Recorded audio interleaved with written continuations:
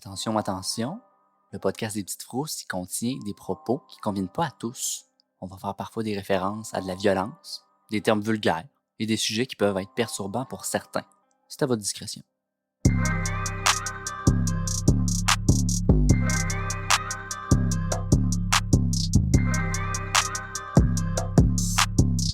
Bienvenue aux Petites Frousses, ici c'est Joanie et je suis en compagnie de Marie-Ève, l'autre du balado 911 Behind the Scenes.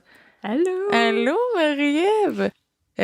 Aujourd'hui je te présente un cas, mais avant d'aller plus loin, je vais même pas faire une introduction du cas, j'aimerais que tu te présentes s'il te plaît. Drette de même. Je veux même pas te faire attendre.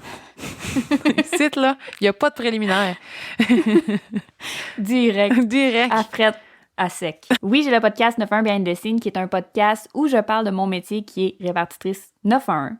Oui. Je me suis dit que ça n'avait pas été fait encore, puis je prends des appels qui sont déjà sur Internet. Donc, c'est pas des appels que je pogne de mon travail puis que je décide de partager ça. Là. Non, c'est pas légal. Donc, je prends des appels qui sont déjà sur Internet puis je raconte l'histoire derrière ça. Fait que ça fait un peu de true crime en même temps que je raconte mon côté de l'histoire, j'enregistre.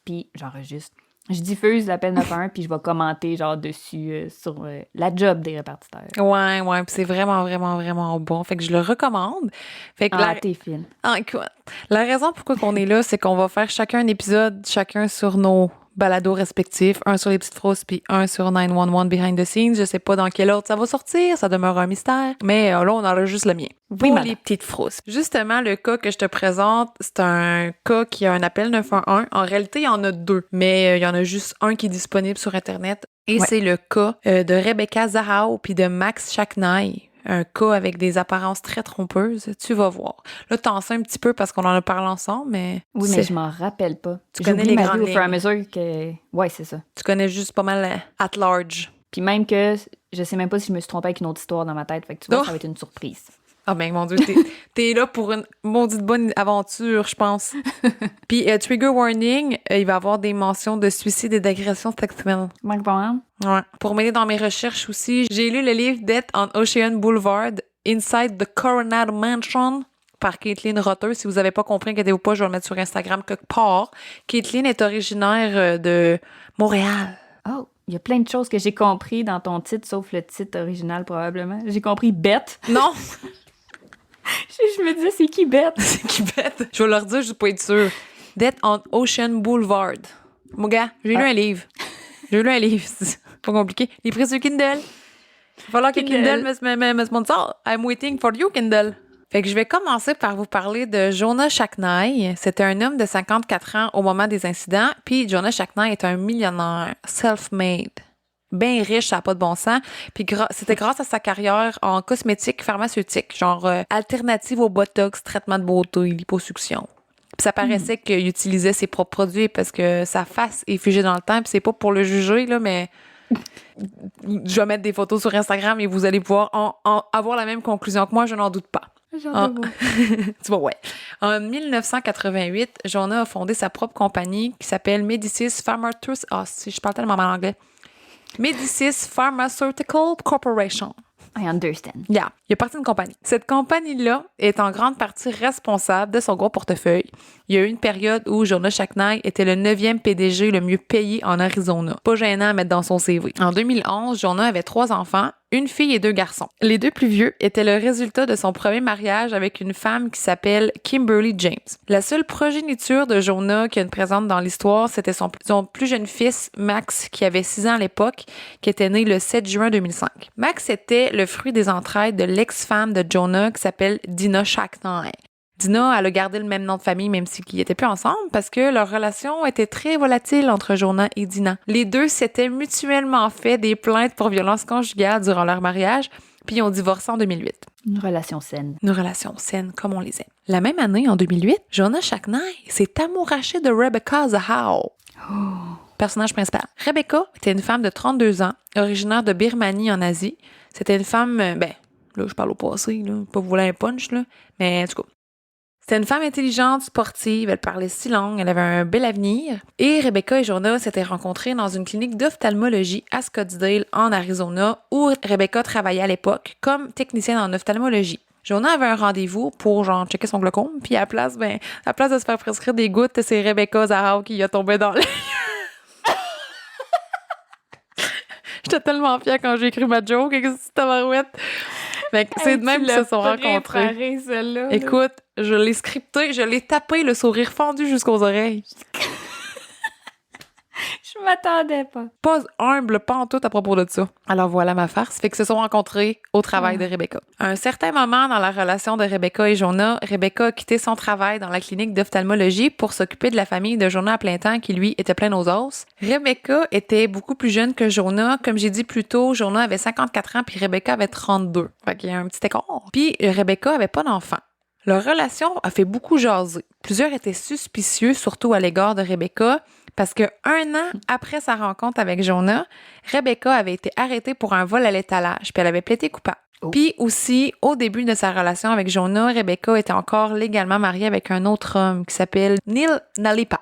Ça paraît mal. Ces 2 faits-là, sur elle, ont convaincu certains, surtout l'ex-femme de Jonah, Dina Shacknai, que Rebecca voulait profiter de l'argent de Jonah et de tout ce qui venait avec. Of course. Puis, d'un sens, je comprends un peu, là. Moi, c'est sûr que de savoir que la nouvelle petite blonde de mon ex-mari, qui s'occupe de mon enfant de 6 ans, a volé quelque chose qui vaut beaucoup de bidou. Et, tu sais, il y avait des circonstances vraiment rocambolesques à propos de ce vol-là. Là. Ça a l'air qu'elle était en train d'essayer un bracelet dans une bijouterie. Puis finalement, elle a eu un appel que son frère, je sais pas trop, il s'en allait en prison en Allemagne. Fait qu'elle est sortie du magasin avec le bracelet dans le bras, mais le bracelet valait genre 1600 pièces. Simonac. Fait que, tu sais, c'est toute une histoire, là. C'est sa version Zazel. Mais en tout cas, fait que c'est sûr que ces 2 points-là, 2 points de vue d'une mère, que je n'en suis pas une, je le comprendrais. Surtout qu'elle était encore mariée. Fait qu'en tout cas, ça enlève rien à Rebecca. Mais je comprends la mère Dina. Puis, je me souviens plus exactement qui a dit ça, mais il y a quelqu'un qui aurait même dit que Rebecca n'était pas le genre de femme à Jonah en faisant allusion au fait qu'elle était asiatique. Fait que tu sais, des petits commentaires inutiles comme ça, des fois qui partaient puis qui revenaient. D'un autre côté, la famille de Rebecca aussi avait des doutes sur Jonah. Parce que eux pensaient que Jonah voulait juste avoir une belle femme à ses côtés, dépendante de lui, une femme qui s'occuperait de ses enfants à lui, puis genre une nounou avec des bénéfices. Fait que tu sais, ouais, on voit un peu, les stéréotypes ici. Ça va être pas mal l'ambiance de cet épisode. Même si les plus vieux enfants de Jonah lui donnaient un peu plus de misère, Rebecca aimait quand même s'occuper de ses enfants. Puis Rebecca avait un lien très fort avec le petit dernier, Max, le fils de Jonah et de l'ex-femme Dina. Puis on dirait que ça avait rendu Dina jalouse. On dirait que ça la dérangeait, cette relation-là qu'ils avaient ensemble. Il y avait définitivement de l'animosité entre Rebecca et Dina. Fait que tout ça, là, ce que je viens de dire, ça donne un beau portrait de quel genre de dynamique il y avait dans cette famille reconstituée-là. C'était pas mal le temps du chamaillage. C'est jamais facile, les familles reconstituées. Le 11 juillet 2011, quelque chose d'incroyablement dramatique s'est produit. Ça s'est déroulé au manoir Spreckles, à San Diego, en Californie, qui était le lieu de domicile de Jonah Shacknai puis Rebecca Zahau. Le manoir Spreckles, c'était immense. Il y avait une maison principale, il y avait une maison d'invités. En tout, il y avait 10 chambres, 11 salles de bain, une cour intérieure, une piscine. 10 salles de bain. 10 salles de bain. Je comprends pas pourquoi t'as autant de salles... T'as même plus de salles de bain que de chambres à coucher. Je la comprends pas. Mais c'est fou, là. Je suis trop pauvre pour comprendre, je pense. Ça, c'était juste leur maison d'été en passant, là. C'était juste leur maison d'été. Le reste de l'année, ils restaient en Arizona. Imagines-tu la baraque qu'ils devaient avoir? Aïe. J'ai clairement pas choisi le bon métier. Ouais, clairement. Fait que le 11 juillet, en avant-midi, les seules personnes présentes dans le manoir étaient Rebecca Zahau, Max de 6 ans, et la sœur de Rebecca, Xina, qui avait 13 ans. Elle la visitait du Missouri. D'habitude, elle était pas là. Elle était là deux fois là. Puis il y avait aussi le chien de la famille qui s'appelle Océan. Jonah, il était pas présent au manoir, il était parti s'entraîner au gym. Chest-bras. À un moment donné, Xena se préparait à prendre une douche, puis Max s'amusait à l'étage avec ses jouets. Rebecca a laissé Max seul pendant quelques instants pour aller à la salle de bain au premier étage. Là, Rebecca et Xena ont entendu un bruit très fort, genre un gros bang. Puis le chien Océan s'est mis à japper. Puis c'était pas le genre de chien qui jappait, il jappait seulement quand il y avait des inconnus dans la maison normalement. Là. Donc évidemment, ça a alarmé Rebecca, qui, elle, s'est précipitée pour voir ce qui s'est passé. Rebecca a trouvé Max allongé sur le sol tout près de l'escalier qui menait au 2e étage. Le chandelier du plafond s'était cassé et était à côté de l'épaule gauche de Max. Puis, il y avait plein de morceaux de verre cassés qui étaient éparpillés sur le plancher et la trottinette de Max qui était étendue sur son tibia droit. Oh. Ce qui s'est passé pour que Max se ramasse dans cet état-là, tu sais, c'était vraiment énigmatique là, en réalité parce que personne n'a été témoin de ce qui s'est passé. La théorie serait que Max était sur sa trottinette, il allait trop vite, il est passé par-dessus la rampe, s'est accroché au chandelier du plafond puis est allé s'écraser au premier étage, tête première. Mais le chandelier n'a pas tombé sur lui, par miracle. Il s'est fracturé le crâne, évidemment. Rebecca a dit par après qu'au début, Max était conscient car il n'aurait pas arrêté de dire le nom du chien. Ça a l'air qu'il n'arrêtait pas de dire « Océan, Océan ». C'est comme si Max voulait dire que peut-être le chien l'avait fait tomber. Peu de temps après, Max respirait plus puis était plus conscient. Puis évidemment, la panique s'est installée puis Rebecca aurait commencé à faire des massages cardiaques à Max et Rebecca aurait lâché un cri à sa sœur Xina de téléphoner au 911. J'ai pas trouvé la version complète que je puisse partager pour le podcast. Mais dans l'appel, on entend Xina parler à la répartitrice, puis Rebecca pleure en arrière et elle crie l'adresse. À 10h12, le policier Van Herad est arrivé 2 minutes après le début de l'appel. Peux-tu m'expliquer comment quelqu'un peut faire ça aussi vite? Il était dans le secteur. Il était dans le... Oh, c'est aussi simple que ça. Je sais comme pas. Ben maudit, un mystère délucidé. Ça se peut que le poste de police était pas loin ou, tu sais, la plupart des policiers, quand ils vont sur la route, ben ils ont des secteurs. Fait que OK. ils sont censés passer le reste de leur chiffre quand ils sont pas sur des appels. Ils sont censés être dans leur secteur puis qu'ils patrouillent. Fait que ça se peut que, par hasard, ils étaient juste bien proches. Et merci pour cette belle réponse parce que c'était vraiment une question qui me Plaisir. tannait parce que tu vas voir, il y a plusieurs fois où c'est vraiment pas long, mais je me disais, mais Colin, ça se peut pas, là, ils sont dans le cours, là, ils sont parqués dans le cours, ça n'a pas de bon sens. Mais gadon, c'est pas le cas. Quand le policier est arrivé, il a trouvé Rebecca agenouillée à côté de Max. Rebecca était en état de choc, on peut comprendre. Ben oui. Puis là, Van Enrad, le policier, a appelé les ambulanciers, puis d'autres policiers sont arrivés par la suite. Encore là, une question pour toi.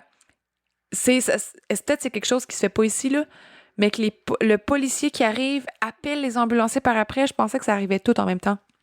Ça va dépendre. Je sais pas si c'est parce que là-bas, c'est pas pareil, mais admettons que si j'y vais comme personnellement, si je reçois un appel d'un petit gars de 6 ans qui est inconscient, ce que je fais, c'est que je prends les informations que j'ai de besoin, puis je dispatche tout de suite aux ambulances. OK, Parce ouais. que moi, j'ai pas la formation. Moi, je suis police-pompier, fait que j'ai pas la formation pour faire les manœuvres. Tu sais, lui dire de faire les manœuvres. Fait que les ambulances, OK. c'est ça qu'ils vont faire. Fait que eux, d'emblée, ils disent comment faire le massage cardiaque, toutes ces affaires-là. Puis d'emblée, ils vont envoyer une ambulance aussi en même temps, pendant que moi, j'ai dispatché déjà mes policiers. OK. Fait que oui, c'est censé se faire ensemble, mais sinon, tu sais, ça se peut que ça s'est fait, puis que le policier est juste arrivé avant, puis qu'il a décidé lui-même d'appeler les ambulanciers, mais ici, j'ai jamais vu des policiers appeler eux-mêmes les ambulances Ouais, pour leur c'est dire « ça. j'ai besoin de toi ». Non, j'ai jamais vu ça. Peut-être qu'il pensait qu'il était déjà mort. Peut-être que là, finalement, il a bien vu qu'il était encore en vie, je sais pas. Non, je pense pas, non. L'ambulance est pas mal appelée d'emblée, d'habitude. Surtout si c'est un enfant de 6 ans, là. J'ai de la misère des fois avec mes appels 911 parce que la plupart, c'est aux États-Unis, puis ils ont pas... ça marche pas comme nous autres. Ouais, mais ça diffère tellement, même j'imagine, d'une province à l'autre, là. Ouais, c'est ça. Rebecca a dit à un policier, je sais plus, genre, si je l'ai trouvé sur le dos, si je l'ai tourné après les directions de RCR de la répartitrice. Puis dans son rapport, Van Herad, le policier encore, il a dit ne pas avoir vu Rebecca Zahau faire des massages cardiaques. Fait que quand il est arrivé, il l'a pas vu par-dessus le petit gars en train de faire 1, 2, 3. Exactement. C'est la note qu'il a écrite, mais elle a dit qu'elle l'aurait fait. Pendant ce temps, un autre policier s'est mis à faire des massages cardiaques à Max. Là, il a tassé, vous paniquez ailleurs, m'en occupe, je prends le relais. Là, son cœur battait plus. Très mauvais signe. Rebecca a téléphoné à Jonah, le père de Max, pour lui dire ce qui s'était passé, puis il s'est dépêché de se rendre au manoir. Un policier ou un ambulancier aurait entendu Rebecca dire « Dina va me tuer ». Dina, la mère de Max, puis l'ex-femme de Jonah. Quand Jonah est finalement arrivé au manoir, les secours préparaient Max pour le transporter à l'hôpital Rady Children's Hospital. Jonah est reparti avec les secours. Fait qu'il a pris 2-3 affaires, puis il est parti directement avec les secours, puis Max était pas mort à ce moment-là. OK.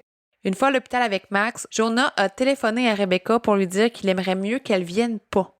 Il voulait éviter un drame entre Rebecca et Dina, la mère de Max. C'est compréhensible. C'est plate pour Rebecca pareil, tu sais. Bah oui. Parce qu'elle aimait vraiment ce petit gars-là. Oui, c'est sûr. Fait que c'est difficile, mais Rebecca a respecté la requête de Jonah. Le 11 juillet, le jour de l'accident, Rebecca gérait plein de choses. Elle était au téléphone avec sa famille, avec Jonah, puis sa famille à lui. Elle devait s'occuper d'aller chercher la tante de Max du côté de sa mère, qui s'appelle Nina. 2 sœurs jumelles, Dina, Nina.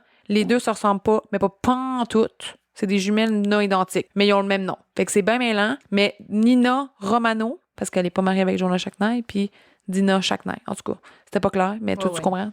C'est bon. Fait que Dina puis Nina.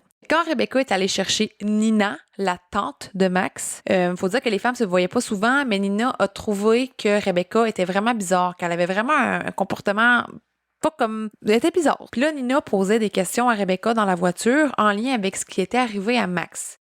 Mais semblerait-il que Rebecca répondait pas trop aux questions. Elle était très évasive, puis ça a dérangé Nina.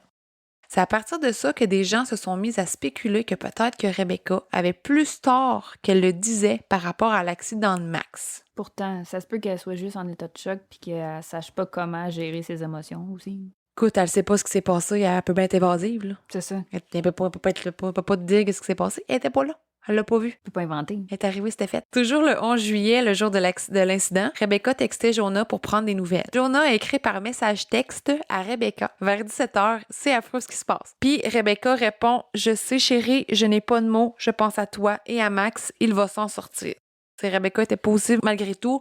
Elle réconfortait son conjoint. Jonah s'est pris une chambre au manoir Ronald McDonald qui était en face de l'hôpital. Jonah, il retournerait pas chez lui. Là. C'était pas dans ses plans. Oui, il va au manoir du clown. Parce que c'est juste une question de proximité. S'il y a une nouvelle du docteur au beau milieu de la nuit, ben, il y a juste à traverser la rue au lieu de devoir faire un petit peu de voiture. Non, effectivement. C'était pas immense, là, la place où il était à Coronado, mais si tu peux t'éviter de trop lumière de circulation, je comprends ton point.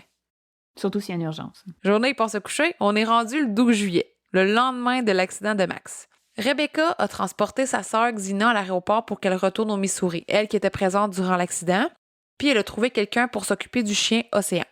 Elle est allée le faire garder. Il y a eu un moment où Dina, la mère de Max, est allée se reposer chez elle. Rebecca s'était dit que ce serait un bon moment pour aller voir Max. Puis en chemin, elle a même arrêté acheter des bagels pour les infirmières de l'hôpital. Puis un petit snack pour Jonah. C'est tellement fin, là. En tant que travailleur de la santé, je dis que c'est vraiment des petites attentions comme ça qui nous font continuer. Ben oui. Que Jonah a refusé que Rebecca entre dans la chambre de Max. Il avait peur que ça l'affecte trop à elle de le voir dans cet état. Ben voyons. Puis Rebecca était littéralement dans le cadre de porte en train de pleurer, puis elle était comme non, tu rentres pas. Elle a laissé ses petits bagels à Jonah, puis elle a pris ses affaires, puis elle est partie. Pauvre petite. Puis plus tard dans la journée, Rebecca est allée chercher le frère de Jonah à l'aéroport. Son nom à lui, c'est Adam Shacknai. Personnage important. Lui, là, Adam Shacknai, il avait 48 ans à ce moment-là. Il travaillait comme pilote de bateau, principalement sur le fleuve Mississippi. Puis il était très différent de Jonah. Il était pas figé dans le temps. Tu sais, Jonah, c'était plus un gars veston-cravate, chest-bras, très épuré.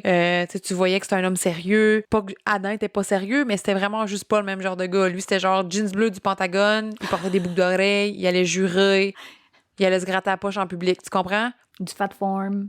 Qu'est-ce que t'as dit? Fat form? Tu sais pas c'est quoi les fat form? C'est quoi des fat form? Tu sais, là, les souliers blancs avec un P. J'ai aucune Ah, idée. t'es trop jeune. Comment oses-tu? On n'est pas de la même époque. Oh, arrête donc, on a genre 4 ans qui nous séparent. Fait que les deux étaient très différents. Tu sais, ça paraissait que Jonah, c'était un homme avec énormément de moyens. Puis Adam, c'était un homme de la classe moyenne qui travaillait de sa labeur, puis qui travaillait de ses mains. OK. Il était moins superficiel peut-être aussi. C'est le bon. Fait en tout cas, ça donne une image un peu et leurs 2 photos vont être sur Instagram. Adam puis Rebecca ne se connaissaient pas beaucoup.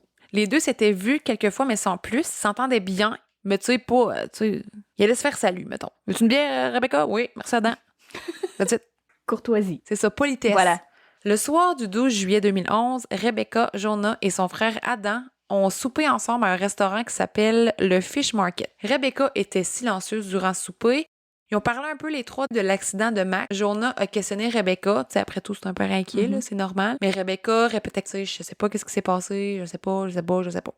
Après le souper, Rebecca a ramené les frères Shacknai à l'hôpital. Ils ont fait un arrêt au manoir Ronald McDonald. Jonah et Rebecca ont eu un petit moment seuls ensemble. Rebecca a pris Jonah dans ses bras fort puis longtemps, genre environ 5 minutes. Elle pleurait doucement, puis ensuite elle est repartie au manoir Spreckles, puis elle a laissé Jonah puis Adam à l'hôpital. Puis Jonah n'aurait jamais pu se douter que ce serait la dernière fois qu'il verrait Rebecca en vie. Oh. On sait jamais ces affaires-là, hein? Non, c'est important de dire bye. Plus tard, dans la soirée du 12 juillet, Rebecca est allée chercher Adam à l'hôpital, puis elle a envoyé un texto à Jonah environ au même moment à 19h51. Elle a dit « Salut, j'ai laissé le petit singe qui appartient à Max au hall d'entrée principale. Je me suis dit que tu aimerais le garder dans ta poche. Je t'aime. Max va s'en sortir. Sache que Max et toi êtes dans mon cœur constamment. Un peu après 20 heures, Adam et Rebecca sont arrivés au manoir Spreckles. Adam allait passer la nuit dans la maison d'amis du manoir, puis Rebecca, elle allait dormir dans le manoir principal. C'est très spacieux, là, la maison d'invités en passant, parce qu'il y avait trop d'étages, hein? Ah, une petite chambre d'invité. Pas capable de m'acheter une maison en 2022, mais Jonah, ayant sa chambre au manoir Ronald McDonald, le manoir du clown, il allait pas retourner chez eux de la nuit. Selon la déclaration d'Adam Shacknai, le frère de Jonah, celui-ci aurait pris une douche, puis un somnifère, puis serait allé se coucher direct en arrivant du restaurant. À 21h42, Rebecca écrit à sa grande sœur, Marie, « Je ne peux pas croire qu'est-ce qui se passe. C'est un cauchemar. C'est difficile parce que je l'aime. » Max, dans le fond. Mhm. Je l'aime comme si c'était le mien, mais ce n'est pas mon fils. Je dois être forte pour Jonah. Ah. Rebecca aurait dit à sa sœur Marie qu'elle téléphonerait à leurs parents à la première heure le lendemain. À 21h55, Nina Romano, la sœur jumelle de Dina Shacknai, qui porte quasiment le même nom, mais c'est pas le même nom, elle s'est rendue au manoir Spreckles parce qu'elle voulait discuter avec Rebecca. Elle était pas satisfaite de la conversation qu'ils avaient eue ensemble le jour d'avant à propos de qu'est-ce qui était arrivé. Puis c'est tard, pas aller chez le monde à 21h55. Ben, attends le lendemain, là, me semble. Nina avait tenté de l'appeler à Rebecca plusieurs fois, mais ça n'avait pas répondu. Rendue au manoir, Nina a cogné à la porte puis elle a appuyé à la sonnette 2 fois. Elle a placé son visage contre la fenêtre de la porte d'entrée puis elle a réussi à distinguer que seulement la lumière de l'escalier était allumée. Elle s'est dit, Rebecca est pas là. Ou adore. Puis là, elle a remarqué que le SUV de Rebecca était présent dans la cour. Nina a envoyé un dernier texto à Rebecca, puis elle s'est dit, bon, ben, Colin n'avait pas me parler. Nina Romano a décidé de quitter les lieux en s'éloignant du manoir. Elle a vu que la maison d'invités et le manoir lui-même, là, la maison principale, étaient plongés dans le noir, à l'exception de la lumière de la chambre des invités de la maison principale, qui, elle, était au 2e étage. OK. À vers 3h30, la deuxième voisine du manoir Spreckles, genre 2 maisons plus loin, elle s'appelle Marsha Allison. Elle a entendu les cris à l'aide d'une femme en hauteur. Elle a décidé de ne pas appeler la police parce que la femme avait fini par arrêter de crier. Mauvaise décision, Marsha. Oui, Marsha. À minuit 28, la caméra de surveillance de l'hôpital montrait Jonah Shacknai quitter l'hôpital.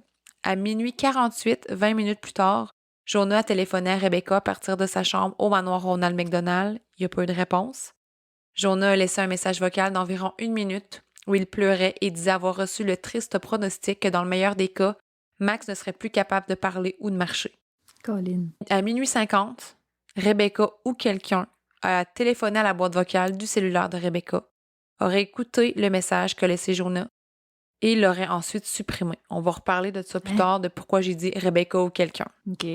Le 13 juillet 2011, 2 jours après que Max soit tombé, Adam Shacknai s'est réveillé à 6h15. Il avait encore du temps devant lui avant d'aller à l'hôpital, voir son neveu. Il a décidé de sortir son cellulaire et d'écouter de la pornographie. Ah. Puis j'ai checké, parce que je me donne à fond dans mes recherches.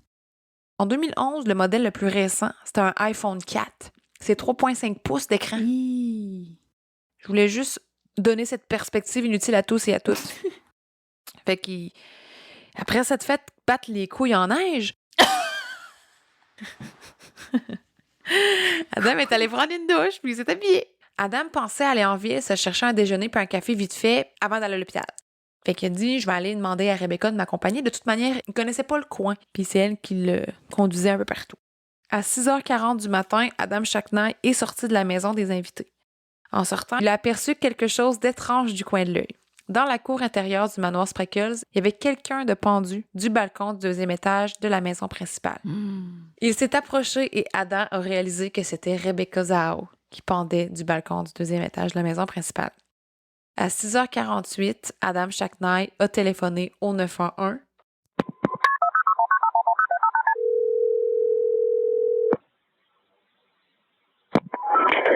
Emergency, what are you reporting?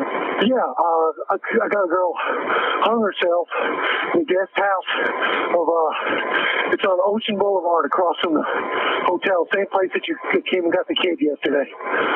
Okay, sir, what is the address? I'm not sure, 19, the back house is 1928 something. I'm not sure. Let me call you back.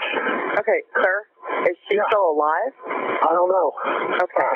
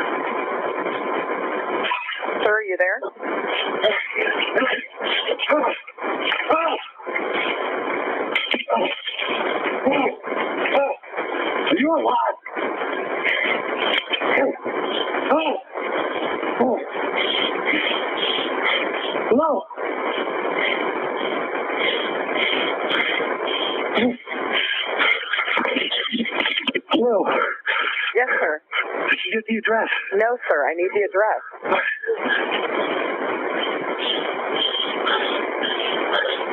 Here's CPO right now.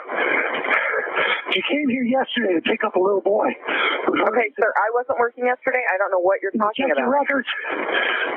Sir, I checked all of the records yesterday. I can't find anything on Ocean Boulevard. Can you tell me what the address is? I'm looking. Just start sending them toward the hotel. Okay, I understand that. I just need the exact address. I can't help you until I have the address.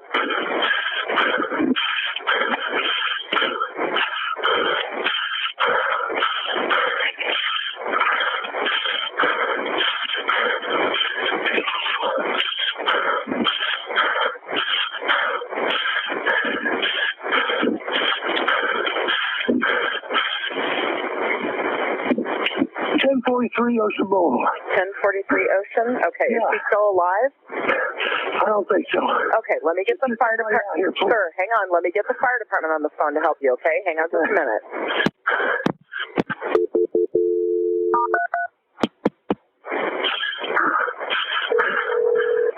Fuck! Come on. Fire medical emergency? Coronado with a transfer. Go ahead, sir. Okay. Hi, That lady has hung herself. what's the address? 1043 Ocean Boulevard. 1043 Ocean Boulevard? Yeah. Okay, what's wrong? She hung herself, man. I just woke up. Okay, is this a house? It's a house. Yeah. Okay, how old is she? I'd say about 30 30? Okay. When was the last time you saw her? last night. Okay, is she beyond help? Well, give me some. I'm compressing her chest right now. Okay, hold on. So, Put me through to not the what's interview. your name? Adam Shackner. Okay, I have help on the way. What's your cell phone number? Is it 901-485? 901-485. Okay, listen to me. Help is coming right now, okay? And Peter, you're on the way? Yes, we are. Okay, and you're right there with her. Did you cut her down? Yes, I did. Okay, just stay with me. Fait que dans l'appel, il a parlé avec 2 répartitrices avant de décrire. Là, vous entendrez pas sûrement pas l'appel au complet parce que c'est quand même long puis il y a des grands moments où il se passe rien. Mais l'appel en tout, il est combien de temps? 4 minutes? Ouais. Avant d'aller dans la description complète de qu'est-ce qui a été dit dans cet appel-là, j'aimerais avoir ton avis de professionnelle répartitrice. J'ai vu ton visage s'allonger durant l'appel. Premièrement, quand il répond, quand il parle à la répartitrice, il dit « a girl hang herself ». Il y a une fille qui s'est pendue. Mais pourquoi il y a une fille? Tu la connais. C'est sa belle-sœur. C'est sa belle-sœur. C'est exactement ça qui accroche tout le monde. Ouais. C'est parce qu'il dit comme si c'était en train de « Ah ouais, je veux un changement d'huile. Hey, I got a girl. » Genre, t'as plus qu'une fille, là. C'est Rebecca, puis c'est ta belle-sœur, c'est la blonde de ton frère. C'est comme s'il était sorti puis qu'une voisine s'était pendue, mais c'est sa belle-sœur, tu sais. Mais la répartitrice... J'ai toujours de la misère à m'exprimer sur le travail des répartiteurs parce que c'est pas... On sait pas c'était quoi sa journée à elle. T'sais, fait que c'est plus facile pour moi de m'exprimer vu que c'est aux États-Unis. Fait que c'est vraiment pas comme un collègue proche, mais c'est quoi ces silences-là? Elle demande c'est quoi l'adresse, mais il est pas capable, il est en panique, clairement. Il arrête pas de crier, il veut savoir comme si l'autre est en vie. Mais là, la réparte, elle veut son adresse. Puis elle dit « Je t'aiderai pas tant que j'ai pas l'adresse. » Là, il dit « Les policiers sont venus hier, nanana. » Puis elle est comme « Ben, j'étais pas là, moi, hier. » Le problème avec l'histoire de la date, c'est que l'accident de Max est arrivé il y a 2 jours. Puis Adam disait « Vous êtes venu ici hier pour le garçon. » Mais elle aurait pu peut-être regarder un petit peu plus loin si c'est le matin, il vient de se réveiller. T'sais, je sais pas comment leur système fonctionne, mais tu sais, mettons, si moi j'écris un nom de rue, je vais checker comme les cartes récentes, là. En tout cas, je sais pas comment c'est fait là-bas, là, mais 3 minutes 25. Après 3 minutes 25, elle a réussi à avoir l'adresse, je l'ai noté. Mais la répartitrice, tu l'entends, c'est pas comme si t'entendais taper en arrière ou quoi que ce soit. T'entends, Ouais, il y a quand même un fond, un background, puis la répartitrice, elle dit juste rien. Elle pose pas plus de questions. Elle prend pas le lead de son appel. Elle pose pas la question, vous êtes qui, c'est quoi votre nom? Elle repose pas la question, connaissez-vous la fille? C'est qui par rapport à vous? Elle a l'air de quoi, sa description? C'est ça. Comment vous êtes rendu compte qu'elle s'était pendue? C'est quoi votre numéro de téléphone? C'est quoi? Elle pose 0 question. Puis, aussitôt qu'elle a l'adresse, Elle chip ça à la deuxième réparte. Mais la deuxième réparte est super bonne, là. Vraiment plus de compassion avec la deuxième répartitrice, puis ça se sent tout de suite. Mais avec la première, c'est raide, puis il y a beaucoup de monde qui se demande, puis il y a beaucoup de monde qui choque que pendant la grande période de temps où Adam, il court à faire je sais pas quoi, en tout cas, on va en parler aussi un petit peu, mais qu'est-ce qu'il faisait pendant ces grands silences-là? Elle aurait-tu pu trianguler l'appel ou peu importe comment ça fonctionne? Elle aurait-tu pu faire quelque chose pour le trouver? Elle aurait pu. On parle de 2011 quand même. Ouais, c'est ça. En 2011, je sais pas comment ça fonctionnait. Mais aujourd'hui, oui, elle aurait pu. C'est juste, je me demande si moi, d'emblée, j'aurais pensé à le faire parce que elle comprend pas trop ce qui se passe, en fait. Elle comprend qu'il y a une fille qui est pendue, mais je sais pas si elle aurait eu le temps de le faire ou si elle aurait eu les motivations raisonnables de le faire parce que pour trianguler, il te faut des bonnes raisons, tu sais. Faut que l'appel... OK. Tu peux pas trianguler... Tu peux pas le faire à tout le monde. Non, c'est ça. Tu peux pas faire à tout le monde parce que les compagnies de cellulaire, ils te demandent les raisons du pourquoi tu triangules quand t'appelles. Seigneur, que c'est sérieux. OK, fait que ça, c'est vraiment ton avis sur la répartitrice. Puis sur l'appel en général, y a-t-il d'autres choses qui t'a sauté à l'esprit? C'était long avant qu'il aille courir pour aller trouver c'était quoi l'adresse quand il a dit comme j'ai pas l'adresse. Mais en même temps, je peux pas juger vu qu'il était comme ça à panique. Mais la prise d'appel, la première personne, on le dit. Mais la deuxième, elle pose des bonnes questions puis elle rassure. C'est ça qui est important. Ouais. C'est de rassurer que les secours sont en chemin parce que la plupart des gens pensent que c'est moi qui réponds à l'appel pendant que je m'en viens. Là. Tant que tu raccroches pas, je suis pas en route pour y aller. Mais les policiers sont déjà envoyés. Fait que, concernant lui, il y a rien qui m'a sauté. Il y a rien qui t'a dérangé. OK. Non. C'est correct. OK. Ben, je vais te décrire ce qu'il faisait pendant ces grands moments de temps-là, OK?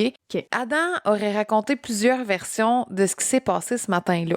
Mais essentiellement, il aurait vu Rebecca, il se serait précipité à l'intérieur de la maison principale. Adam serait entré par la porte de la cuisine, la porte était débarrée. Il a pris un couteau pour décrocher Rebecca, il pouvait pas atteindre la corde parce que c'était trop haut à partir du balcon du deuxième étage.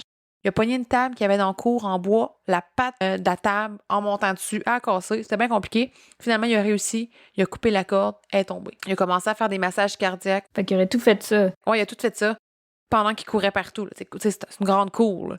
Puis en travers ça, il est allé courir en avant pour voir l'adresse. Puis Adam a dit qu'il a téléphoné aussitôt l'avoir vu. Puis à un moment donné, il a dit « Ben non, mais que je l'avais déjà décroché quand j'appelais. » Peu importe la version, ça change vraiment la donne au final parce que l'appel qu'encore plus avec quelqu'un qui se promenait puis qui viraillait puis qui avait l'air en panique en train de faire des choses pour l'aider ou la décrocher ou quelque chose du genre. Pas comme quelqu'un qui l'avait déjà décroché, sinon tu fais quoi pour faire du RCR? Il avait pas l'air d'un gars qui faisait du RCR. Il était très essoufflé au début aussi. Ouais. Il était déjà très essoufflé. Peut-être qu'il n'y avait pas son cell sur lui, il est retourné dans le manoir appelé puis il est retourné le décrocher. La version est changeante. On a commencé avec le « Hey, yeah, I got a girl. J'ai ma belle-sœur. » Ça aurait été quoi de juste dire ça? Il a dit par après à Adam Shacknight qu'il se rappelait même pas de son nom de famille à Rebecca. Comme commentaire.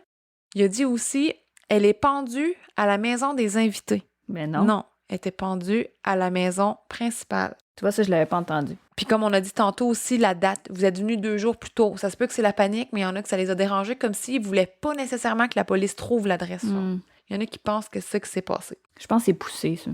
Ouais. Adam aussi, il nomme pas Max. Quand il dit « Vous êtes venus ici hier pour The Kid, a boy », il dit pas Max, mon neveu, là.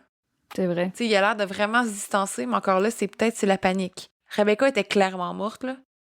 Puis il lui demande à elle, « Es-tu en vie? Are you alive? » T'sais, il fait avec sa grosse voix. Puis il dit aussi, « Elle s'est pendue. » Ça, c'est un détail très important. Là, je vais décrire dans quel état Rebecca a été retrouvée sous peu. Et vous allez peut-être reconsidérer le fait qu'elle s'est pendue selon Adam Shacknight, OK? Fait que là, après que Adam il faisait des massages cardiaques dans le gazon, le policier Robert Klein a été le premier arrivé sur les lieux au manoir Spreckels à 6h52. Ça n'a pas été long, c'est 4 minutes après l'appel de Dame. De ce que j'ai appris tantôt, il était dans le cercle. Probablement. Robert Klein, c'était le même policier qui était présent le 11 juillet après l'accident de Max. Il était là aussi cette journée-là. Peu de temps après, le sergent Mitch McKay est arrivé et les ambulanciers aussi. Ils ont trouvé Adam aux côtés de Rebecca, qui, elle, était tendue dans le gazon de la cour intérieure du manoir Spreckels, presque en position fétale un peu, étendue sur le côté, les jambes pliées. Ils ont constaté rapidement que Rebecca était décédée et que la rigidité cadavérique était déjà installée et qu'il était vraiment trop tard pour la réanimation. Ils disent qu'ils l'ont retrouvé en position fétale. Et s'il faisait les massages, tu sais, s'il faisait la SCR, elle serait censée être sur le dos quand il arrive. Ouais. Puis si la rigidité cadavérique est installée, elle se déplie pas de même. Il peut pas bouger, là. Puis juste le fait que ses genoux soient pliés pour une femme qui était pendue, moi, c'est de quoi que, peu importe ce que j'écoute, ce que je vois, c'est de quoi qui revient pas. Puis je suis genre, oh mon Dieu, dans mon domaine d'expertise où je travaille, je vois souvent des gens décédés. Ouais. Malheureusement. Que Dieu les bénisse. C'est Non, pas non. long, là. Dans nos cours, ils nous le disent. On se fait dire, vous avez 30 minutes, parce qu'après, à mort, ils vont être pris de casser les jambes puis les bras. Ah non, c'est ça, c'est vite, là. Puis j'en ai vu des photos de morts, puis ils sont dans la position qu'ils sont morts, puis même qu'ils remettent sur le dos, ben ils vont rester de même, tu sais. C'est un bloc. Ils bougent en bloc. Comment t'aurais pu... Pourquoi être à genoux, first, si elle s'est pitchée dans le vide? Ben, les genoux sont pliés, plutôt. Les genoux sont pliés. Elle est couchée sur le côté, les genoux pliés. En se pendant, t'as pas les genoux qui plient. Mais là, il a décroché. Peut-être qu'en la décrochant, elle a comme tombé ses pieds, fait que ses genoux ils ont plié, puis elle a tombé sur le côté. Mais en même temps, Ben, de la misère avec ça, je moi. doute. Ben, je doute aussi, puis il peut pas faire un massage cardiaque. Logiquement, il aurait vu tout de suite, il aurait pas posé la question « Are you alive? » Il l'aurait vu tout de Ben suite. oui. Tu sais, mettons, la chute l'a fait déplier les genoux. Mais ses pieds dans ça, il aurait vu une fracture post-mortem. Mm. Ça, là, c'est mon premier bug. Mais c'est tellement pire que ça, là. Adam, il est en panique. Il a réussi à se ressaisir puis à téléphoner son frère Jonah pour lui annoncer la triste nouvelle. Dure semaine pour Jonah. Son fils, c'est à l'hôpital. Sa blonde vient de se pendre, entre guillemets. Les policiers étaient presque déjà tous convaincus que c'était un suicide. Eux, tu sais, se sont fiés à la pendaison, oui, mais c'était presque déjà une affaire classée, puis le corps de Rebecca était encore dans le cours. Mhm. À cause qu'ils se fiaient au fait que 2 jours plus tôt, il était venu pour un jeune garçon, puis que la fille était attristée et compagnie.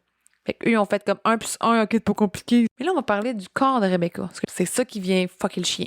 Rebecca était pendue. Oui, c'est vrai. Elle était pendue complètement nue, avec les mains et les pieds attachés. Puis les mains et les pieds étaient attachés avec la même corde qu'elle avait autour du cou. C'est une corde de ski rouge. Ses mains étaient attachées derrière son dos. Ouais, comment tu t'attaches les mains toi-même en arrière du dos? Apparemment, il y a des techniques, ça a de l'air. Ça se peut, mais c'est bien du trouble, me semble. Ouais. On va en parler tantôt. Il y avait un chandail à manches longues bleues enroulé autour de son cou 3 fois. Les manches du chandail étaient enfoncées dans sa bouche. Ben voyons. Le chandail était par-dessus la corde qu'elle avait autour du cou et la corde et le chandail étaient par-dessus ses cheveux. L'arbre dans ses feuilles. Puis l'arbre est dans ses feuilles, maridon, maridé. Il n'y avait rien autour du corps de Rebecca à part le couteau de cuisine qu'Adam avait utilisé pour la décrocher puis la table avec la patte cassée. Les policiers et les enquêteurs sont entrés dans la maison. Ils sont montés au 2e étage et se sont dirigés dans la chambre avec le balcon, la chambre des invités de la maison principale. Mhm. Là où Nina, qui était venue le soir d'avant, avait vu une lumière vers 22h. Ouais. Puis ils ont trouvé des choses très intéressantes, très suspicieuses. C'est pas mieux que l'état du corps de Rebecca en soi. Donc la scène de crime. À l'entrée de la chambre, il aperçoit une serviette de bain sur le plancher, puis avec des gouttelettes de sang par terre un peu partout. Il n'y en avait pas beaucoup, là. Puis ils ont su par après que Rebecca était menstruée au moment de son décès. Rapport. T'sais, dans l'autopsie, bien sûrement qu'en sortant de la douche, ça aurait coulé, tu sais. Elle aurait sa serviette, elle était tout nue, puis ça aurait coulé par terre. Ah. Je parle de mes connaissances en tant que femme. L'eau arrête le sang, mais juste de même. Ouais. Sur la porte de la chambre, il se trouvait un message cryptique. En anglais, ça disait « She saved him, can you save her? » En français, « Elle l'a sauvé, pouvez-vous la sauver? » Ah. Ben voyons. Je vais mettre une photo sur Instagram parce qu'il faut vraiment le voir. Le message était à la 3e personne. Il n'y avait aucune ponctuation. Les lettres étaient toutes en majuscules. C'était écrit en gros, là, avec de la peinture noire, directement sur la porte blanche. Il y en a plusieurs qui pensent que c'était la lettre de suicide de Rebecca, puis que le « him » ferait référence à Max, en voulant dire Ouais. « elle l'a sauvé ».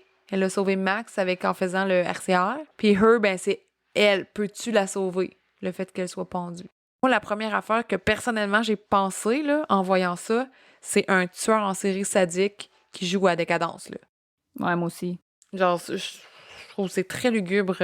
C'est impossible que ce soit une note de suicide. C'est très poétique, peut-être. Tu sais, pour une fille normale, je veux dire, elle aurait pas pris la peine de prendre... Tu sais, non, la scène est bizarre. Tu sais, elle aurait pas pris la peine d'écrire un gros message avec de la peinture noire sur la porte blanche. Elle m'a l'air d'une genre de fille qui aurait pris un crayon puis un papier. Je pense que oui. Puis elle écrivait l'écriture, en tout cas, j'en parlais tantôt de l'écriture, mais c'était quelqu'un qui aimait quand même composer. OK. Puis c'était une fille très artistique, d'où la peinture. C'était sa peinture à elle. Je pense pas qu'elle aurait fait de quoi d'aussi. On dirait que c'est précipité. Les policiers sont entrés dans la chambre puis ils ont vu que la corde rouge avec laquelle Rebecca se serait supposément pendue, entre guillemets, encore une fois, était attachée à l'une des pattes du lit en fer forgé. Dans la chambre, il y avait comme indice 2 pinceaux style hors plastique, là. Pas pinceaux pour peinturer des moulures puis des coins de mur. Un tube de peinture noir qui appartenait à Rebecca, un téléphone cellulaire Samsung, un sac à vidange blanc, puis une chaise en osier qui était virée à l'envers. Il y avait un couteau à steak puis un couteau de chef. Ben voyons. Le manche du couteau à steak était imbibé de sang. Puis j'ai bien dit pas la lame, là. Le manche du couteau sur les 4 côtés. Genre le manche au complet, pas la lame. Ça veut dire c'est que le manche du couteau a pénétré une source de sang. Pourquoi j'ai des images?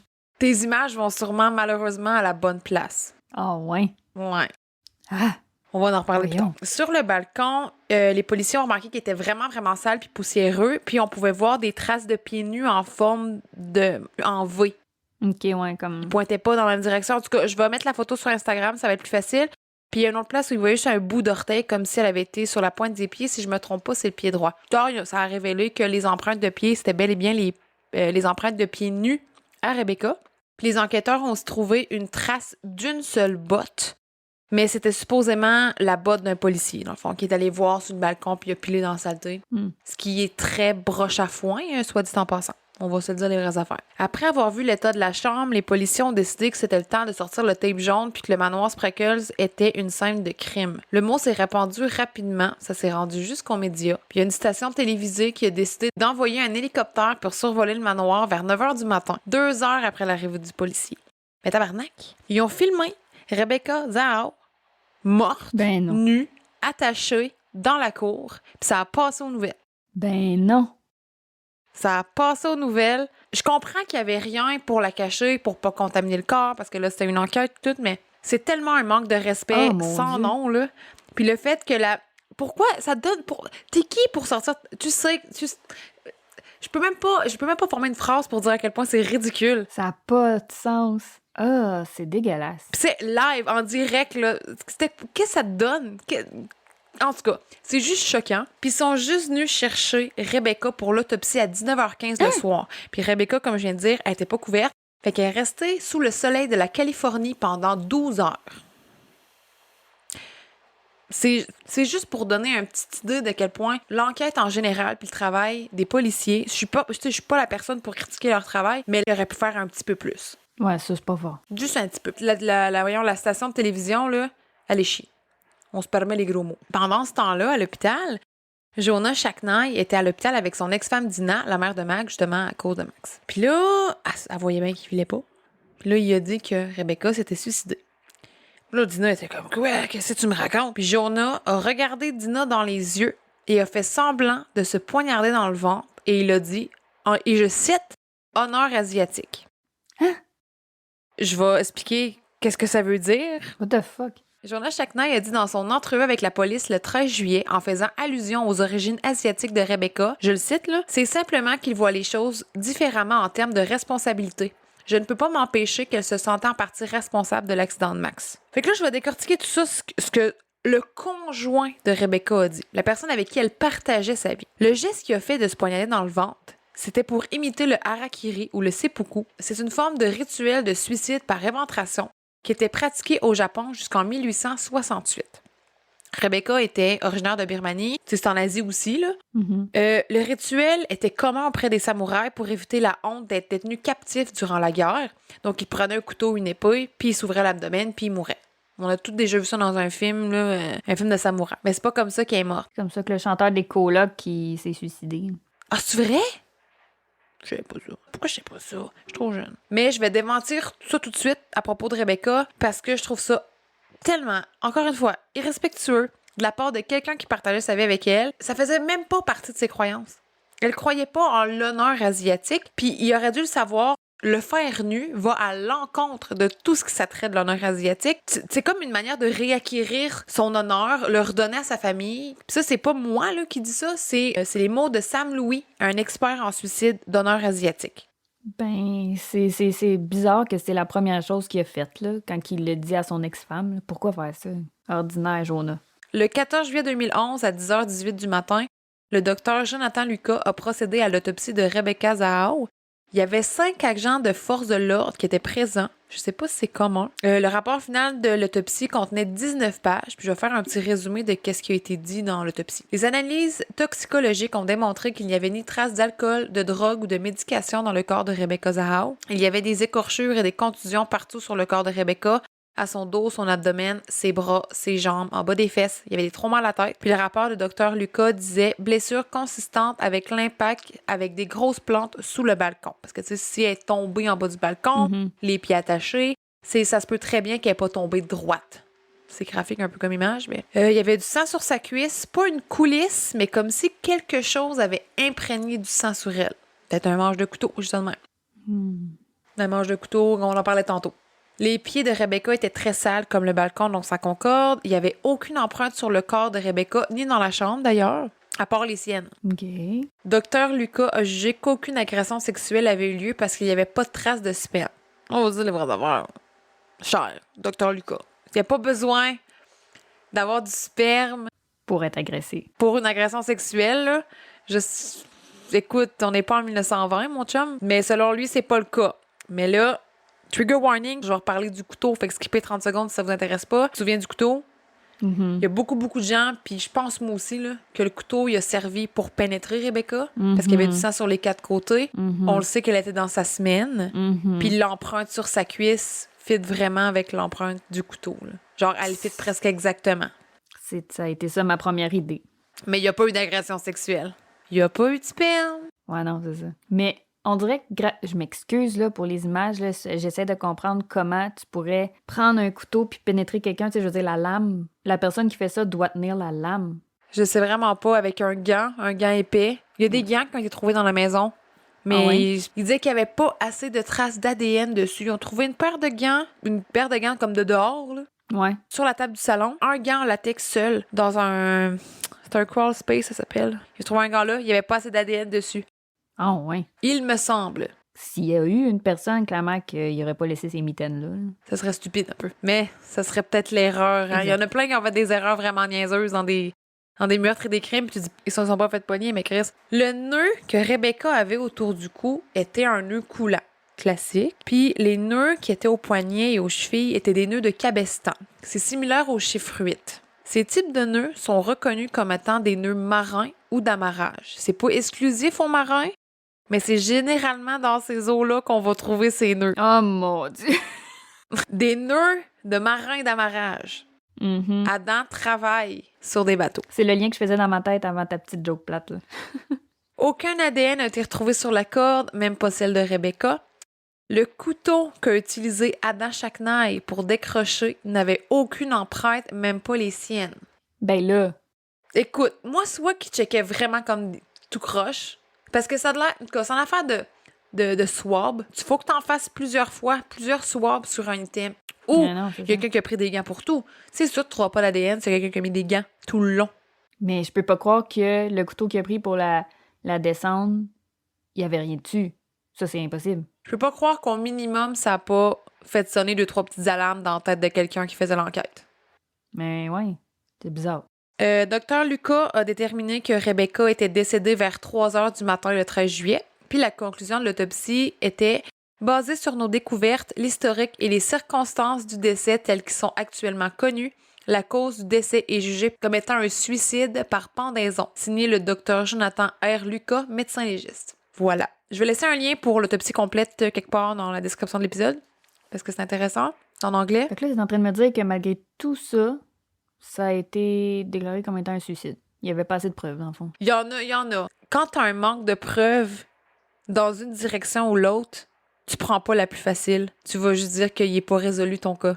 comme on voit fréquemment partout. Mhm. Le même jour, le 14 juillet, Médicis, la compagnie de Jonah Shacknai, sa compagnie de pharmaceutique cosmétique, a connu une énorme baisse de prix de ses actions en une journée. C'était à cause du fait que Jonah était associé à toutes ces histoires-là. Le 15 juillet 2011, tout juste avant minuit, Max Shacknai est décédé. Sa mort a été jugée accidentelle. Son autopsie a été faite par Dr. Jonathan Lucas, le même qui a fait l'autopsie de Rebecca Zahau. Pauvre petit loup. Le 17 juillet, les enquêteurs ont questionné la sœur de Rebecca, Marie Zahau, pour connaître Rebecca un petit peu mieux. Puis Marie a dit 3 fois dans son entrevue que c'était impossible que Rebecca se soit suicidée. Puis je vais la citer, elle a dit « Elle était ni dépressive ni frénétique. Je lui ai parlé juste avant, elle allait bien. Elle prévoyait d'appeler mes parents le lendemain et de me tenir au courant de l'évaluation de la santé de Max. » C'est vrai, c'est la dernière personne à qui elle a parlé. Quelqu'un qui va pas bien mentalement, c'est sûr, puis qu'il sait que son heure s'en vient, il va justement être au contraire être super de bonne humeur. Fait que même si c'est la dernière personne qui a parlé, on dirait que je me baserais pas là-dessus. Mais je pense que c'est dur aussi de dire « Oh non, c'est pas son genre, elle aurait jamais pensé se suicider. » Hey, les gens qui le font, là, souvent, là, tu le vois pas venir. Là. Mais oui, que tout le monde dit je pensais pas qu'il était de même, je pensais pas qu'il allait mal, Oui. ou j'aurais jamais pensé ça de lui. C'est tellement vrai, ça. Mm. Fait que c'est dur à dire. Ouais. Mais il y a quelque chose d'important que sa sœur a dit. Marie a dit que les deux avaient été élevés dans une famille chrétienne et protestante pratiquante. Puis Marie a dit encore, parlant de sa sœur, elle croyait au paradis et à l'enfer. Elle croyait que quiconque se suicidait allait en enfer. Donc, on est loin du suicide d'honneur asiatique. Donc, c'est pour ça que je parlais. C'est sûr que son chum connaît ses croyances. Rebecca allait à l'église. Elle allait dans les lieux de culte. Fait que, Jonah! Jonah, il devait bien le savoir là, qu'elle croyait pas à ça, justement. Si elle était pratiquante, catholique et tout, là. Puis elle devait redouter parce que j'ai grandi mon adolescence dans la religion. On allait à l'église à chaque dimanche. Et je sais très bien que pour aller au paradis, faut pas t'enlèves la vie que Dieu t'a donnée. Sinon, tu vas aller en enfer. Si elle croyait ça, impossible que ce soit enlever la vie. Peut-être en même temps, d'un autre angle, peut-être qu'elle s'est dit « Ah, mais je mérite ça parce que c'est de ma faute ce qui est arrivé à Max. Mais il était même pas mort encore. Fait que Je le sais. je dis pas s'il était mort, mais... Moi, je crois pas à ça, là. Tu sais, il était pas mort quand elle est décédée, là. Il est mort 2 jours après. Puis elle était malgré tout optimiste, là. Peut-être qu'elle le faisait pour son chum, mais je crois pas Non, à non ça, plus. là. Je crois pas à ça pour 2 cents. Je sais pas vous les auditeurs, mais nous, on n'y croit pas. Le même jour de l'entrevue de la sœur de Rebecca, l'ex-mari a été interrogé. Neil Nalipa, celui avec qui elle était mariée en même temps que Jonah. Pendant qu'elle était en couple avec Jonah. Son alibi à lui permettait d'être retiré de la liste des suspects. Fait qu'il a été enlevé. Les funérailles de Max Shacknai ont lieu le 20 juillet. Celles de Rebecca ont lieu le 23 juillet. Puis c'est Jonah qui a payé pour les funérailles et il est arrivé avec un garde du corps. Why? Écoute, c'est Jonah Shacknai. C'est les funérailles, puis il a besoin d'une protection. Je pense que c'était pour s'éviter les journalistes qui allaient poser des questions, whatever. Il avait peur de représailles, je sais pas. Le 2 septembre 2011, le shérif Bill Gore a annoncé dans une conférence de presse que la mort de Rebecca Zahau était jugée comme étant un suicide. Puis je vais te décrire le scénario qu'ils pensent qui est arrivé. Mhm. Selon eux, Rebecca se sentait incroyablement coupable de l'accident de Max. Elle aurait pris sa douche plus tard le soir du 13 juillet 2011. En sortant de sa douche, elle aurait écouté le message vocal que Jonah lui avait laissé, lui disant que Max pourrait plus marcher ni parler. Ça aurait tellement dévasté Rebecca qu'elle aurait décidé de mettre fin à ses jours. Rebecca aurait été chercher la corde dans le garage avec la serviette autour du corps ou complètement nue. À un moment donné, elle aurait laissé tomber la serviette et du même coup quelques gouttes de sang de menstruation. Elle aurait écrit sa lettre de suicide sur la porte, le message qui disait « Elle l'a sauvée, pouvez-vous la sauver? » Étant nue, parce qu'elle avait de la peinture sur les seins. Ils ont trouvé de la peinture sur ses mamelons Ah oui? et sur sa cuisse. OK. Un petit peu sur ses mains, mais jamais dans les paumes, à l'extérieur. Rebecca aurait attaché la corde à l'une des pattes du lit. Elle aurait placé la corde autour de son cou, plus passé le chandail bleu autour de son cou et dans sa bouche. Elle aurait ensuite attaché ses pieds et finalement ses mains. Elle aurait sautillé jusqu'au bord du balcon et Rebecca s'est penchée pour se faire basculer de l'autre côté de la balustrade et Rebecca est tombée, la tête première en bas du balcon. OK. Qu'est-ce que t'en penses de ça, toi? Je sais pas si c'est ma tête qui veut pas y croire, là, ou si je me dis, ben oui, ça avait du sens. Ça pourrait. Ça pourrait. Mais le mot, il a pas de sens. Elle l'a sauvée. Pouvez-vous la sauver? Mais c'est le temps de culpabilité, pourquoi elle dit qu'elle l'a sauvé d'abord? Ben c'est ça. Si elle se sent tant coupable, elle aurait pas écrit elle l'a sauvée. Je sais pas. C'est quoi l'affaire du manche plein de sang? Il était où le sang? Parce qu'elle avait des écorchures, mais pas assez pour pénétrer cette source de sang. C'est ça. Et les couteaux étaient là. Tu sais, pourquoi 2 couteaux? Ben, ça, tu sais, mettons, la corde qu'elle a coupée pour s'attacher les mains puis les pieds, mettons. Tu sais, il a fallu qu'elle coupe, mais... C'est donc bien se donner du trouble, par exemple. En tout cas. Ouais. Énormément de gens ont manifesté leur désaccord face à la nouvelle du suicide, dont la famille de Rebecca, pour des raisons évidentes. Je vais expliquer un peu plus les raisons qui ont mené à la conclusion du suicide, puis on va explorer ça ensemble. Vas-y. Dans le fond, je vais donner les arguments qu'ils ont donnés, puis après ça, je vais les démentir. Parfait. En 2011, Coronado était la ville avec le taux de criminalité le plus bas de la Californie. La ville n'avait aucun historique d'invasion de domicile. Il n'y avait eu qu'un seul meurtre à Coronado en 2011 et c'était le premier en 12 ans. C'est un meurtre qui s'est terminé en suicide, fait que pas de risque de récidive. C'est quand même bien pour une ville qui avait presque 25 000 habitants, puis le crime le plus commun, c'était le vol de vélo. Coronado, c'était pas un endroit dangereux, puis la famille Shacknai en était conscient, puis ils barraient même pas leur porte du manoir. Mon Dieu. Faut le faire quand même, pas barrer des portes d'un manoir. C'est ça. Faut dire que parfois, la pendaison est associée au suicide. Puis généralement, la première pensée qu'on a lorsqu'on parle de quelqu'un de pendu, c'est que cette personne a voulu mettre fin à ses jours. Surtout que c'est ce que dit Adam Shacknai quand il est téléphoné à la police. Puis c'est vrai que Rebecca devait sentir de la culpabilité énorme pour l'accident de Max. Il y a certains agissements que Rebecca a eus qui sont considérés comme des signes avant-coureurs, comme aller faire garder le chien. Ça s'est débarrassé. Pourquoi pas garder le chien? Elle était quand même présente à la maison. Aussi prendre Jonah dans ses bras très longtemps. Puis Jonah a même dit avec du recul que c'était peut-être des adieux de sa part. Elle aurait même fait la même chose avec Nina, la sœur de Dina, la mère de Max, quand elle est allée la chercher à l'aéroport, même s'ils se connaissaient pas beaucoup. Je pense que ça peut être juste une manière de démontrer le support à la famille maternelle puis au père de Max. Aussi, un autre argument, c'est que la justification qui a été donnée pour les attaches aux mains, c'est que ça arrive parfois que des gens s'attachent les mains durant un suicide. C'est moins fréquent, mais ça se fait dans le but d'éviter l'auto-sauvetage, de changer d'idée puis de dire « OK, non, je me déprends ». OK. Les policiers ont même utilisé comme preuve une vidéo où une femme se faisait elle-même le même genre de nœud au poignet qu'avait Rebecca, sans problème. Tu les fais par en avant, tu détaches un bras, puis tu le mets par en arrière, puis tu serres. C'est la manière la plus simple que je peux l'expliquer. Il n'y avait aucune empreinte nulle part, à part elle de Rebecca, où il n'y en avait juste pas pantoute.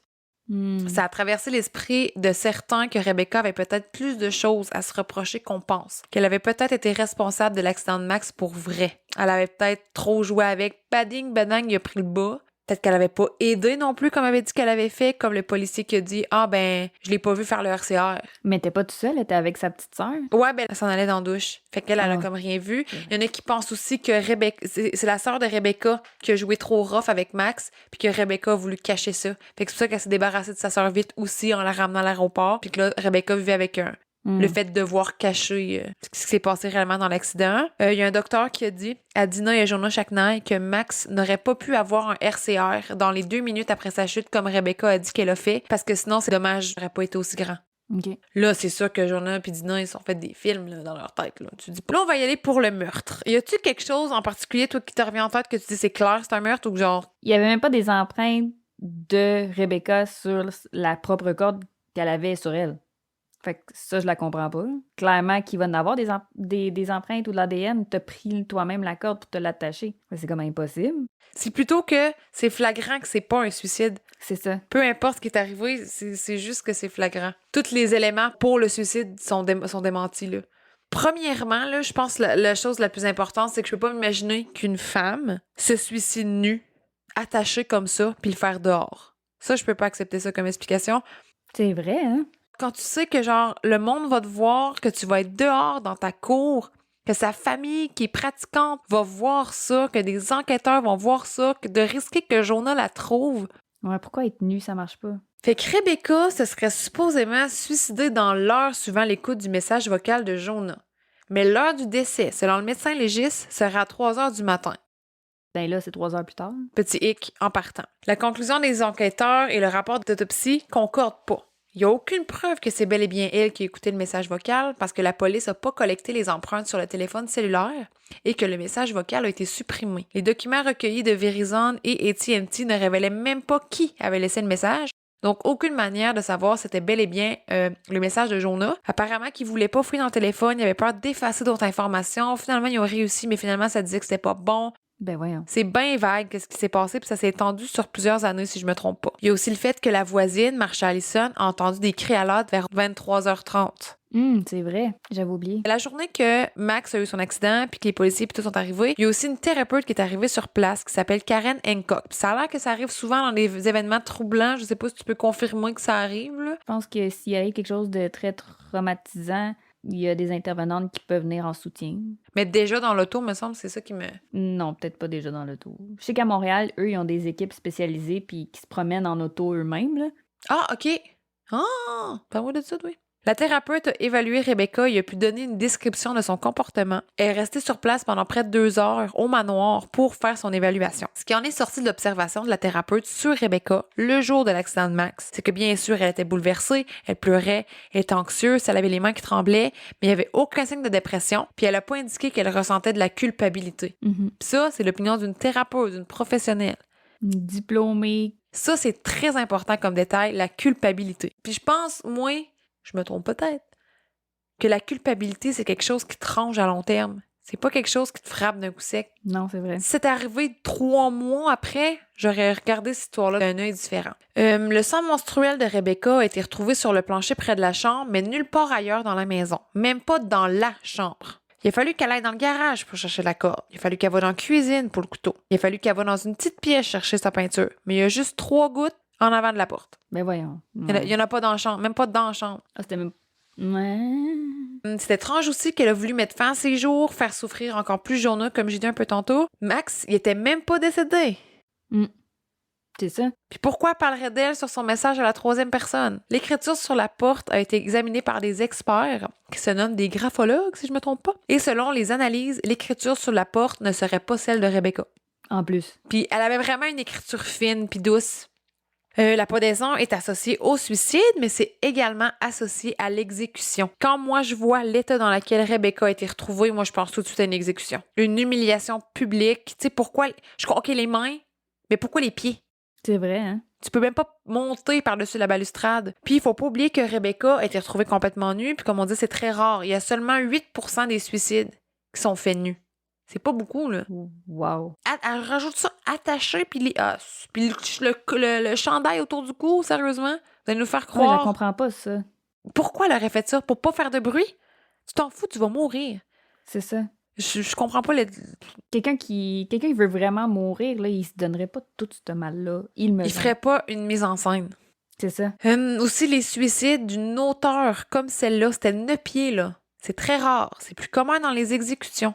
Historiquement, on faisait une pendaison de cette hauteur-là pour être sûr que la personne pendue meure plus rapidement puis s'assurer une fracture du cou, comme c'était surnommé à l'époque, la décapitation interne. C'est plus humain et rapide de cette manière-là, à la place d'avoir quelqu'un qui souffre en s'asphyxiant. Ben, tu lui casses le cou puis c'est fini. Puis c'était calculé en fonction du poids de la personne. C'était vraiment bien, c'était bien fait. Mais tu sais, c'est lugubre, mais il pensait à ça. Moi, il voulait pas faire partir le monde. Ensuite de cela. Puis dans le cas de Rebecca, 100 livres, tomber de 9 pieds, ça aurait été dévastateur pour les vertèbres de son cou. Puis elle aurait même pu être décapitée pour vrai. Mais il n'y avait aucune blessure aux vertèbres de son cou. Plusieurs pensent, et moi inclus, que Rebecca a été descendue du balcon. Puis les blessures au cou de Rebecca coïncident plus avec une strangulation manuelle qu'avec une pendaison. Les cheveux de Rebecca étaient en dessous de la corde, puis en dessous du chandail. Tous ceux qui ont les cheveux longs ont le même réflexe. Des enlevés. Tasser les cheveux d'en dessous. Le fait de ne pas avoir le chien Océan au manoir lui a enlevé toute protection contre un intrus. Ouais. Pas barrer la porte d'un manoir qui vaut des millions. Il me semble que c'est risqué. Pour moi, c'est pas un argument pour... Ah ben c'était tellement sécuritaire que ça aurait pas pu arriver que quelqu'un l'attaque. Non. Ouais, n'importe qui pouvait rentrer. Ou s'il y a tellement d'affaires là la liste continue, mais il y a 2 autres détails vraiment importants, en tout cas il y en a peut-être plus. On connaît tous le rigor mortis, qui est la rigidité cadavérique. Ouais. Il existe aussi le livor mortis, qui est la lividité cadavérique. Ça, c'est une zone du corps qui devient visiblement mauve parce que le sang s'y est accumulé en raison de la gravité après l'arrêt des battements du cœur. Ça commence à peu près 30 minutes après la mort, puis ça s'arrête 4 heures après. la mort. OK. Considérant que Rebecca a passé un certain temps pendue, donc les pieds en bas à la verticale, sa lividité cadavérique devrait coordonner avec cette position. Pourtant, les patterns de lividité cadavérique examinés sur le corps de Rebecca indiquaient qu'elle devait avoir été étendue depuis un certain temps avec ses jambes pliées sur le côté, c'est-à-dire de la même manière qu'elle a été découverte par les autorités. Je comprends pas. Imagine-la pendue. Le sang descend Ouais. vers le bas, puis la Ouais, lividité, ça va faire des taches sur son corps. Si elle est vraiment les jambes en bas, la lividité serait genre ou ses tibias puis ou ses pieds. Sauf qu'elle était pas là. Tout le sang, c'est comme accumulé là, puis ça commence après une demi-heure, puis ça finit après 4 heures. Fait que si t'es bougé après, ça changera pas. Mais son corps, quand il a été retrouvé puis que la lividité a été examinée, la lividité était comme sur le côté de ses fesses, comme si elle avait été couchée sur le côté pendant un petit bout. Fait comme si qu'après les 30 minutes de sa mort, jusqu'à 4 heures après sa mort, elle était couchée sur le côté, pas pendue comme elle était supposée. Ben, c'est bien bizarre. Fait que ça marche pas vraiment avec la position qu'elle est supposée avoir, mais ça, c'est un autre détail qui a été mis de côté. Il y avait aucune empreinte de la chambre, ça aussi, c'est un problème. Tu vas avoir la mâchoire dans le plancher. Les autorités ont saisi 2 ordinateurs qui se trouvent au manoir Sparkles. Ils ont fouillé les historiques de recherche, puis ont découvert que quelqu'un a regardé de la pornographie sur Internet. De la pornographie de bondage, donc une personne ligotée. Pardon. Cette personne ligotée, oui, était une femme asiatique. Les mots qui ont été cherchés sur Google étaient les mots suivants. Sexy, asiatique et viol. Ben, voyons donc. Les liens menaient à une photo et des vidéos d'animés où une femme avait les mains ligotées derrière le dos, puis dans ce cas-là, c'est appelé le shibari. Dans les 24 heures avant la prise des ordinateurs. L'historique de recherche ne démontrait aucune recherche similaire dans les semaines précédentes, puis aucune recherche mentionnait suicide ou pendaison. C'est pas comme si Rebecca aurait pris l'ordinateur. Puis c'est pas Rebecca qui a regardé ça, là. C'est pas Rebecca qui a dit « Je vais me suicider aussi bien, genre. » C'est pas Rebecca qui a regardé une petite vidéo de crossette le matin même, là. Ben, c'est ça. En plus, tu sais, lui, il en parle qu'il s'est masturbé sur de la pornographie, mais j'aurais bien aimé ça qu'il check son C'est sel, ça. mais ça n'a pas été fait. La police a pas eu l'air intéressée à faire un lien entre les historiques de recherche et les nœuds qui se trouvaient sur le corps de Rebecca. Pourquoi? Mais il y a des expertes en shibari qui ont dit que c'était pas les mêmes nœuds pantoute. C'est plus des nœuds, hein? On se rappelle? Des nœuds marins. Hein? Des nœuds marins gadons. Tu sais, à mon avis, le meurtre a vraiment une connotation sexuelle. Ben oui. Tu sais, le sang, le couteau, la peinture noire retrouvée sur les mamelons. Il y en a qui pensent que c'est parce que la personne qui avait de la peinture sur les mains, qui a fait le message, a touché les mamelons de Rebecca puis sa cuisse. Clairement que c'est un genre de fétichisme qui a mal tourné, là. Puis qu'elle a dû refuser, puis la personne, elle a tilté. Là. Ouais. Puis de vouloir l'humilier autant. C'est un peu plus pour laver les yeux cachés. C'est Là. ça. Il y a aussi la chaise renversée dans la chambre. C'est bizarre. Le sac à poubelle aussi, ça n'avait pas vraiment rapport, mais il y en a qui pensent que ça a été utilisé comme gant. Ah. OK. Fait que là, il y a des théories, ben plutôt des suspects. Parce que si on se dit que c'est pas un suicide, c'est un meurtre, c'est qui l'a tué? Une chose est sûre, c'est que la personne qui a possiblement tué Rebecca savait qu'elle avait sauvé Max. Donc, ça limite la liste des potentiels suspects. À qui tu penses, toi? Ben là. Ça commence par un A puis ça finit par un M. C'est sûr qu'Adam est dans la liste, mais il y en a plusieurs suspects. Il y a Adam Shacknai, Dina Shacknai, Nina Romano et peut-être même Jonah Shacknai. Mais il était pas à l'hôpital. Ouais, mais je vais regarder. Puis je me dis, là, c'est un manoir à ce prix-là, voir que t'as pas de caméra. Je le sais. Calice. Bon, Nina et Dina, les 2 sœurs jumelles. Je pense que c'est quelqu'un qui a un motif puis une raison de vouloir s'en prendre à Rebecca, c'est Dina, la mère de Max puis l'ex-femme de Jonah. On se souvient tous qu'un policier ou un ambulancier aurait entendu Rebecca dire « Dina va me tuer ». Jonah Shacknai a dit que son ex-femme était un peu fébrile de savoir que Rebecca était morte quand elle l'a su. Mais là, c'est des oui-dire. Hein? Le jour précédent la découverte de Rebecca, le 12 juillet 2011, on se souvient que Nina Romano est allée au manoir Spreckles parce qu'elle voulait parler avec Rebecca, puis après avoir cogné, téléphoné, peu importe, ça avait toujours été sans réponse. Et Nina avait quitté les lieux. Mais le même soir, il y a un homme nommé Jim Hager qui est passé devant le manoir en vélo. Puis il a remarqué qu'une femme qui venait devant la porte d'entrée. Puis il trouvait ça étrange parce que la femme avait pas l'air sûre de vouloir rentrer ou de sortir. Puis sur le coup, il s'est pas cassé la tête. Tu sais, la madame est peut-être en visite ou peu importe. Après avoir su ce qui est arrivé à Rebecca, Jim Hager a décidé d'aller voir la police. Puis tout ça coordonne avec la déclaration de Nina. Tu sais, elle l'a dit elle-même qu'elle était là. Mm-hmm. Mais Jim Hager a décrit une femme qui ne ressemblait en aucun cas à Nina. Hein? Tu sais, Nina était blonde, puis ce soir-là, elle portait une petite veste mince grise de sport. Jim Hager décrivait une femme aux cheveux noirs qui portait un chandail orange. Plus tard, quand Jim Hager a vu une photo de Dina, la sœur jumelle de Nina et la mère de Max, il a vu une photo à la télévision, puis il a dit « c'est elle que j'ai vue ». Ben voyons. Il dit « c'est Dina que j'ai vue ». Puis ils sont pas identiques, là, ils se ressemblent pas, il aurait pas pu se tromper, là. Vraiment, vraiment pas. Est-ce que c'était Dina qui était au manoir et pas Nina? Est-ce que les deux étaient présentes? Parce que si on se fait la déclaration de Jim Hager, Nina aurait menti, puis Dina aurait omis de mentionner qu'elle était présente au manoir. Nina avait un test polygraphique de cédulé le 16 juillet, mais Max venait juste de décéder. Fait que Nina a téléphoné puis a dit qu'elle serait pas capable de le faire ce jour-là, puis les policiers ont oublié de refaire son test. Ils ont oublié de leur céduler. Fait qu'encore une fois, une petite lacune des autorités. Hein? En 2013, 2 ans après la mort de Rebecca, Nina et Dina se sont retrouvées au centre d'une poursuite pour mort injustifiée au civil par la famille de Rebecca Zahao. Après une réévaluation des preuves, ils ont découvert que Nina Romano avait un alibi très fort avec des gens présents pour le confirmer. Dina, quant à elle, la mère de Max, pouvait être aperçue sur les caméras de surveillance de l'hôpital à plusieurs reprises. Puis elle ressortait genre à chaque 30 minutes, sûrement qu'elle était fumeuse, là. Fait qu'elle pouvait pas être partie plus loin. Keith Greer, c'est l'avocat de la famille Zahao, il a déclaré, après avoir eu ces preuves-là, ces nouvelles preuves, il a dit « Après des années d'enquête et d'analyse de preuves par des experts, il est devenu évident que notre théorie initiale alléguant l'implication de Dina Shaknai et Nina Romano dans la mort tragique de Rebecca Zahao était erronée. Dina Shaknai et Nina Romano ont été retirés de la liste des suspects, mais la liste de la poursuite, dans le fond. Mhm. Puis la famille Zahao s'est excusée auprès d'elle. Le gars qui est passé là, en vélo, c'est qui a vu d'abord? Ah. Tu sais? Ah.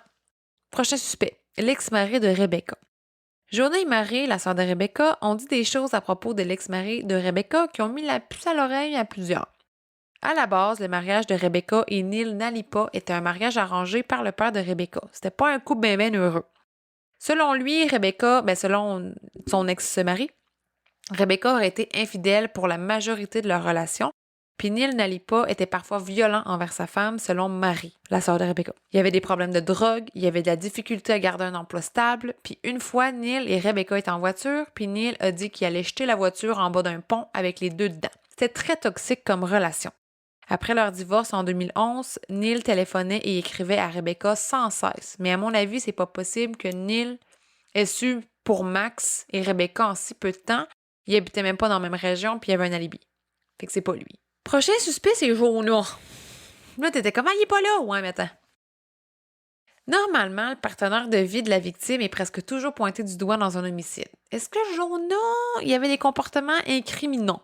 Oui. Tout d'abord, il y a la mention irrespectueuse d'un suicide d'honneur asiatique. C'était très froid comme commentaire quand même. Jonah était le premier à pointer du doigt Dina, son ex-femme, et l'ex-mari de Rebecca. Comme s'il essayait d'accuser n'importe qui, genre. Jonah a engagé une compagnie spécialisée en relations publiques de Los Angeles la semaine après la mort de Rebecca pour parler aux journalistes à sa place. OK. Je comprends que t'es quelqu'un d'incroyablement riche, mais Il essayait de se surprotéger. ça tente pas d'engager un détective privé au pire. Ouais. Peu de temps après le décès de Rebecca, les actions de la compagnie Médicis étaient en baisse. Puis là, ça le dérangeait bien gros, hein? C'est de l'argent dans son portefeuille, ça. Il en a même parlé dans son interrogatoire à la police, suivi par la question genre « Hey, pouvez-vous me rendre service pour faire une déclaration publique que je n'ai pas rapport puis que je suis pas un suspect, s'il vous plaît? » Genre pour clairer son nom au plus Chris. Ben voyons. Tu sais, puis Jonah Shaknai, c'était un homme avec excessivement d'argent et avec la fortune vient le pouvoir. Jonah, c'était un homme avec ses péchés. Le psychiatre de Dina Shaknai, son ex-femme, a dit que Dina avait peur de Jonah et de sa colère et se sentait emprisonnée à cause de sa nature contrôlante. Ah oui. La compagnie Médicis représentait très bien ce côté plus sombre de Jonah. Et Médicis était un environnement de travail sexuellement hostile et dégradant pour les femmes. Il y avait des centaines, mais je parle des centaines d'accusations et de plaintes, d'agressions sexuelles, d'harcèlement et de discrimination. Ah oui. Puis c'était pas nécessairement de la part de Jonah, cette plainte d'employés, mais t'es quand même le CEO, t'as une part de responsabilité. Puis à un moment donné, quand t'as 100 plaintes, je pense que jusqu'à un certain point, tu laisses faire le comportement misogyne qu'il y a eu dans ta compagnie. Ben oui. 1 an après la mort de Max puis de Rebecca, Jonah a vendu sa maison, sa compagnie Médicis pour 2,6 millions de dollars US. J'ai bien dit 2,6 milliards? J'avais compris 2,6 millions, mais là, c'est milliards. Oh mon Dieu. J'avais pas compris ça. Oh mon Dieu. Et le manoir Spreckels pour 9 millions de dollars US. Le nouveau propriétaire de la compagnie a versé 7,2 millions de dollars US pour mettre fin au recours collectif alléguant les multiples plaintes d'agression et d'harcèlement. C'est sûr que, tu sais, Jonah, il était pas présent au manoir Spreckels le 13 juillet. Il était à l'hôpital, tu sais, mais les caméras de surveillance ont vu quitter l'hôpital. Mais ils l'ont vu quitter l'hôpital. Ben c'est ça, il y avait l'argent, il aurait très bien pu engager quelqu'un. Mais ça aurait été quoi ses motivations? Mais en même temps, on verrait une mère le faire, mais pas le père. Il y a beaucoup de monde qui trouve que Jonah s'en sent vraiment blanc comme neige dans cette histoire-là. Mais il est sûrement blanc comme neige, parce que ça me laisse pas, en tout cas, d'emblée, ça me laisse pas l'intuition qu'il aurait tellement été fâché, qu'il aurait engagé quelqu'un pour aller tuer sa femme. Non, je sais pas, ça me dit rien. Mais on va aller avec la personne que tu as nommée, Oui. Adam Shacknai. Adam a aussi été impliqué dans la poursuite au civil pour la mort injustifiée. Le procès a eu lieu en février 2018, fait que c'est quand même plusieurs années après la mort de Rebecca. C'est quand même récent. La raison pourquoi il a été choisi là-dedans, c'est que la dernière personne à avoir vu Rebecca en vie. Il a changé de version multiples reprises. L'appel 911 est juste bizarre. Tu sais, le fait qu'il appelle The Girl, la femme, Oui. c'est un détachement tellement incroyable, même auprès de son neveu. C'est un détachement tellement intense que je peux pas m'arrêter de penser que c'est le même détachement que dans le message sur la porte. C'est him, her, elle, lui, C'est vrai. le petit gars, l'enfant, la femme. J'ai trouvé une femme, j'ai trouvé une fille. Tu sais, C'est vrai. c'est déconnecté. Adam Shacknai, il a fait un détecteur de mensonges et son résultat était inconcluant. Oh. Plusieurs experts ont déterminé que son test aurait dû être considéré comme un échec parce que il y avait ça avait pas bien été. Là. Ah ouais? Adam devait en refaire un deuxième, mais le test n'a jamais été recédulé. Esti, tu me niaises? Oh, c'est choquant, hein? Voyons, c'est boire. Excusez, fâché. C'était bon, choque-toi ici, on est là pour choquer. Puis vraiment pas longtemps après le décès de Rebecca, Marie, la sœur de Rebecca, a téléphoné à Adam Shacknai, puis elle voulait savoir ce qui est arrivé à sa sœur, qu'elle voulait juste avoir un peu de clarté par rapport à ça. Adam a répondu « C'est pas une bonne idée, je ne veux pas pousser quelqu'un d'autre par-dessus bord. » Pardon. J'ai écrit exactement ça dans mes notes. Pardon. Mais Chris, voyons. t'as bien choisi tes mots, là. Ça se peut que c'est le stress. Ben oui, mais de jeter quelqu'un d'autre par-dessus bord, je veux dire, c'est quoi l'allusion que tu veux faire avec ça? Quelqu'un d'autre par-dessus bord. T'as un beau choix de mots, ça. C'est ça. Tu sais, pourquoi quelqu'un d'autre? Je le sens pas, là, Adam. Je le sens pas Adam, hein, moi non plus. Puis durant son interrogatoire, Adam parlait du fait que c'était masturbant en écoutant de la pornographie. Mais c'était pas sollicité comme commentaire. Il a juste fait comme « Ah ouais, en passant, m'as-tu crotté? Je peux dire un matin, m'as-tu crotté? » Pourquoi dire ça? C'est comme si qu'il voulait être sûr que si jamais il trouve du sperme, il y a une explication pour son sperme. Parce que c'est crossé. Mon cellulaire iPhone 4, 3,5 pouces de large. Il faut pas oublier, on l'a dit plusieurs fois, qu'Adam Shacknai travaillait sur les bateaux. Puis les nœuds trouvés sur Rebecca, le nœud coulant, le nœud cabestant, tous les deux des nœuds marins. Hein? Mais quand Adam s'est fait questionner à propos de ces nœuds, il a dit qu'il savait même pas comment les faire. Qu'il les avait jamais fait de sa vie. T'es capitaine de bateau. Ben oui, c'est facile à dire, franchement. Travaille sur bateau, mon gars. Écoute, ça, c'est genre du Epstein tout craché de dire « Je me rappelle pas. Adam a toujours nié du début à la fin. Le 4 avril 2018, 9 jurys sur 12 ont jugé qu'Adam Shacknai était responsable de la mort de Rebecca Zao. Bravo. Puis au civil, c'est pas comme au criminel. Selon mes petites connaissances, c'est rare que quelqu'un se fasse incarcérer après une poursuite au civil. Normalement, c'est plus quelque chose de monétaire. Mhm. Fait que là, Adam devait payer 5,2 millions US de dommages à la famille de Rebecca. Ouh. Puis la famille de Rebecca, là, elle voulait pas d'argent. Elle voulait juste, tu sais, peut-être rembourser les frais d'avocat, là, tu sais. Il voulait que le bureau du shérif voit ce verdict-là, puis décide de réouvrir l'enquête, puis de faire une enquête plus approfondie, puis de pouvoir prouver, tu sais, aussi, grâce à cette poursuite-là, que c'est Adam qui était responsable. Le 16 avril 2018, le shérif Bill Gore a annoncé qu'il planifiait réviser l'enquête. Oh yes. Le 7 décembre 2019, Bill Gore a fait une conférence de presse et il disait n'avoir trouvé aucune preuve liant la mort à Rebecca à un homicide. Adam et ses avocats ont déposé une requête pour un nouveau procès parce qu'il fallait que, tu sais, la poursuite a quand même été fait, c'est sans que ce soit... Il était quand même avec une tâche au dossier au civil, mettons. Puis il a demandé un nouveau procès, puis ça a été rejeté. Le juge a dit non. En février 2019, Adam a payé 600 000 $ US pour clore l'affaire au civil. Tu sais, il savait qu'il n'y avait pas d'argent, là, Adam, là, c'était pas Jonah. Mais non. Maintenant, qu'est-ce que tu veux faire? La famille à Rebecca, ils ont donné, je pense, un reward de 100 000 si jamais quelqu'un avait de l'information à propos du meurtre de Rebecca, mais en 2022, c'est encore classé comme étant un suicide. Et voilà, c'était le cas de Rebecca Zahar. Très, très, très frustrant. Oh là là. C'est tellement choquant, là. Je peux pas croire. Je trouve ça vraiment dommage que les enquêteurs aient pas voulu pousser plus loin, peut-être. Ouais, mais apparemment que Jonah Chaknay avait des petites liaisons avec le shérif du bureau du shérif qui aurait peut-être pu convaincre les gens de clore l'enquête au plus crisse. Je veux pas être associée à ça. Je veux pas que mon frère soit le meurtrier de ça. Ouais. Moi, voir mon conjoint dans cet état-là, là, je serais jamais capable de me dire que c'est un suicide. Peu importe la situation qui est arrivée, voir un proche à moi dans l'état à Rebecca, je pourrais jamais accepter que c'est un suicide. Non, moi non plus, on dirait. Puis. C'est tellement dur d'accepter un suicide, point. Ouais, peu importe. Peu importe la personne ou les raisons, c'est dur d'accepter ça, mais ma conclusion, c'est que tout pointe vers Adam. Tout pointe vers lui pareil. Je suis sûre que c'est lui, puis là, ben, aujourd'hui, il s'en bat les couilles. Ça me frustre trop, puis pauvre Rebecca, pour vrai. Pour vrai, elle méritait tellement pas ça. J'aimerais tellement ça qu'elle puisse revenir de chez les morts puis nous raconter qu'est-ce qui s'est passé. C'est exactement ça que je m'en allais dire. Pour vrai? Tu sais, il y a des cas là, que ça tronche. Là. Moi, j'étais obsédée avec ce cas-là pendant peut-être trop longtemps. Puis je me disais tellement, j'aimerais tellement ça qu'elle descende sur Terre pour qu'elle puisse juste nous dire qu'est-ce qui s'est passé 2 minutes.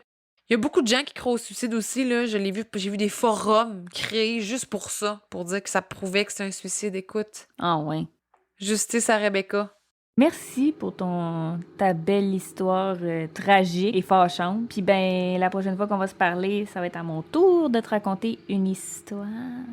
Yeah! Allez voir le balado de Marie-Ève 911 Behind the Scenes. Je vais laisser des liens partout. Je vais la taguer. Vous n'avez pas d'excuses. Bon, mais sur ça, j'ai rien à dire. Fait qu'on va se dire bye. Parfait.